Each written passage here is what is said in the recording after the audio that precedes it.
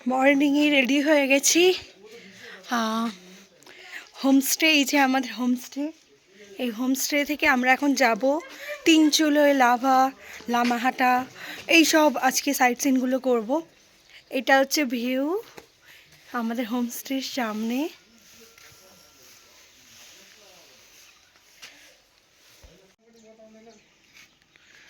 এই যে মর্নিংয়ে এরকম লাগে, চারিদিকটা দেখতেই পাচ্ছ কি সুন্দর সুন্দর ফ্লাওয়ার্স এখানে রাখা আছে।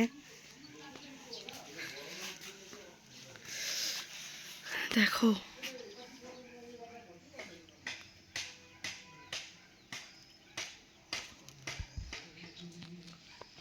এটা মনসুন, এটা একটা অফবিট মনসুন।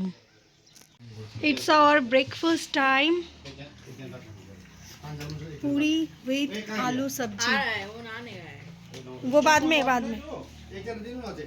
हाँ यहाँ पे रख दीजिए। Hello friends, good morning, welcome to my channel and welcome to my video. আজ আমি তোমাদের সাথে শেয়ার করব আমি কালিম্পংয়ের কোথায় কোথায় কোন জায়গাগুলো ভিজিট করেছিলাম। আচ্ছা, তার সাথে আমি কিছু ইনফরমেশনও শেয়ার করব। আমার ফ্রেন্ড অনিময় আমায় সাজেস্ট করেছে ইনফরমেশনস দেওয়ার জন্য।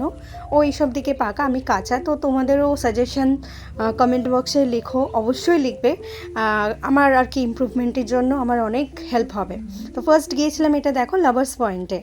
নেক্সট প্রকৃতির এরকম সুন্দর সুন্দর গাছগুলো দেখতে দেখতে, দৃশ্যগুলো দেখতে দেখতে আমরা পৌঁছে গিয়েছিলাম। আমার পার্সোনালি তিনচুলো জায়গাটা খুব ভালো লেগেছে। আর পাহাড়ে যাব, ম্যাগি খাবো না, মোমোস খাবো না, সেগুলো তো হয় না। দেখো, ম্যাগি খেয়েছিলাম সেদিন, একটা আলাদা অদ্ভুত ফিলিংস হচ্ছিল, জানো তো। জায়গাটা এত সুন্দর, সাথে ম্যাগি, মানে আমি যদিও খুব একটা ম্যাগি পছন্দ করি না, আমার ছোটো বোন খুব ভালোবাসে। তো যাই হোক, মানে ফিলিংসটা আলাদা, পছন্দ না করলেও পছন্দ হবে ওই জায়গাটায়। নেক্সট দেখো, এখানে চলে গিয়েছিলাম লামাহাটাতে। আচ্ছা, এবার বলি, আমরা যেই হোমস্টেতে ছিলাম কালিম্পংয়ের, ওটা মনসুংয়ে। তো ওই হোমস্টেটা থাকা খাওয়া নিয়েছিল পার হেড 1000 টাকা করে, ইনক্লুডিং 4 টাইমস মিল। আমাদের ব্রেকফাস্ট দিয়েছিল, লাঞ্চ দিয়েছিল, স্ন্যাক্স দিয়েছিল, ডিনার দিয়েছিল। লাঞ্চ অথবা ডিনার দুটোর মধ্যে যে কোনো একটাতে তোমরা চিকেন নিতে পারো, আর একটাতে ফিশ থাকবে অথবা আন্ডা কারি থাকবে। ওরা মানে ওদের সাথে কথা বলে নিতে হবে। তো দাদাটার নাম ছিল সোনাম দাদা। দাদাটা খুবই হেল্পফুল ছিল, আমাদের পুরো 3 দিনের ট্রিপটা উনিই অ্যারেঞ্জ করে দিয়েছিলেন।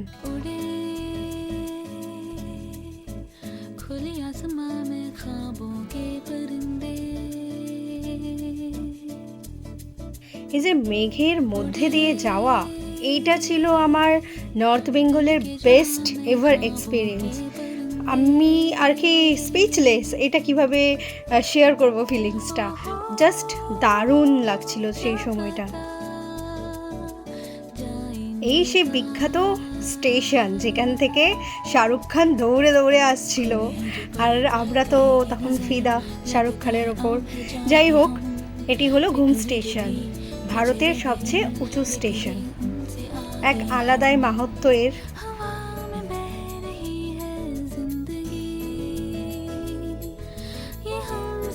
দেখো মেঘগুলো কীরকম বয়ে চলেছে, জানি না কতটা ক্যামেরা বন্দি করতে পেরেছি, কিন্তু খালি চোখে অসাধারণ লাগছিল, মানে বলে বোঝানোর মতো না, জানো তো। ফার্স্ট টাইম এইরকম এক্সপিরিয়েন্স যে আমার কি ভালো লেগেছে। অনেক দিন আগেই বাড়ি চলে এসেছে ঠিকই, কিন্তু মনটা ওখানেই রয়ে গিয়েছে। দেখো দাদা স্মাইল। মেঘগুলোকে দেখতে সুন্দর লাগছিল ঠিকই, কিন্তু বেড়াতে গিয়ে কিচ্ছু দেখতে পাচ্ছিলাম না। দুটো একদম আলাদা অনুভূতি হয়েছিল, জানো তো। আমরা এখন ঘুম মনেস্ট্রি দেখতে যাচ্ছি। ওয়েদার ভীষণ খারাপ, রীতিমতো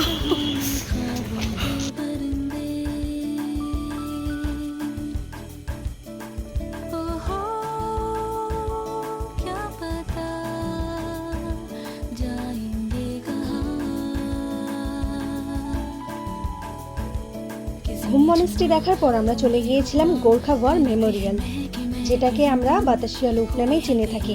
এটা আমাদের ডে 2 এর ফাইনাল ডেস্টিনেশন। ভিজিট করার পর আমরা পৌঁছে গিয়েছিলাম দার্জিলিংয়ে ম্যালের মধ্যে একটি হোটেলে। সেটা পার্ট 2 ভিডিওতে দেখাবো। পার্ট 2তে আপনারা দেখতে পারবেন রাতের দার্জিলিং। তো তো যাই হোক, আজকের জন্য এটাই। যদি ভিডিওটা ভালো লেগে থাকে অবশ্যই লাইক করবেন, কমেন্ট করবেন। যদি কোনো সাজেশন থেকে থাকে আমার ডেভেলপমেন্টের জন্য অবশ্যই জানাবেন। থাকবেন, ভালো রাখবেন। দেখা হচ্ছে পরের ভিডিওতে। টাটা।